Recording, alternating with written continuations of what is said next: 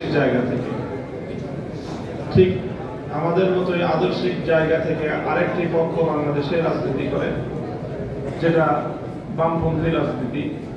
তারাও অনেক কিছু অত্যন্ত সৎ এবং ভালো কিছু কর্মসূচি নিয়ে বামপন্থী দলগুলো রাজনীতি করে।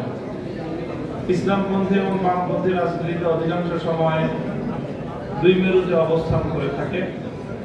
আমাদের বাংলাদেশের ইসলামী রাজনীতির যে পুরোধা ব্যক্তিত্ব স্বাধীনতা পরবর্তী বাংলাদেশে হাফেজ হুজুর রহমতুল্লাহ আলাইহি, তিনি সর্বপ্রথম বাংলাদেশে ইসলামপন্থী রাজনীতির মুখপাত্র এবং প্রধান নেতা হিসাবে বামপন্থী রাজনৈতিক নেতৃবৃন্দকে তিনি একটা ঐক্যের মঞ্চে আনার উদ্যোগ গ্রহণ করেছিলেন। এখন বাংলাদেশে ঠিক মাঝামাঝি আরো বেশ কয়েকটি রাজনৈতিক দল গড়ে উঠেছে। তার মধ্যে অন্যতম হলো এবি পার্টি, গণ অধিকার পরিষদ এবং সাম্প্রতিক ছাত্রদের গড়ে ওঠা এনসিপি সহ আরো বেশ কিছু সংগঠন আমরা মনে করি যারা আদর্শিক জায়গা থেকে বড় রাজনীতি করছে।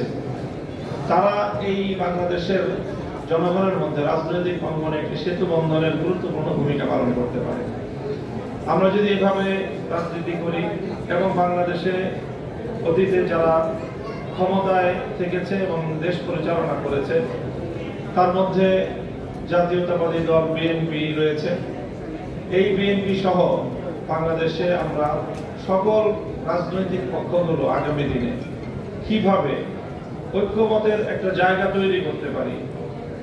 ফ্যাসিবাদী শেখ হাসিনার যে রাজনৈতিক প্রধান দর্শন ছিল যে বাংলাদেশকে বিভক্ত করা এবং বাংলাদেশকে বিভক্ত করে দেশের মানুষের মধ্যে এমন একটা সংঘাত তৈরি করা যাতে দেশটা কখনোই শান্ত হতে না পারে, ডিভাইড অ্যান্ড রুলের যে পলিসি সে অনুসরণ করেছিল, ফ্যাসিবাদের সাথে সাথে তার এই নীতি যেন বাংলাদেশ থেকে চিরতরে উৎখাত হয়।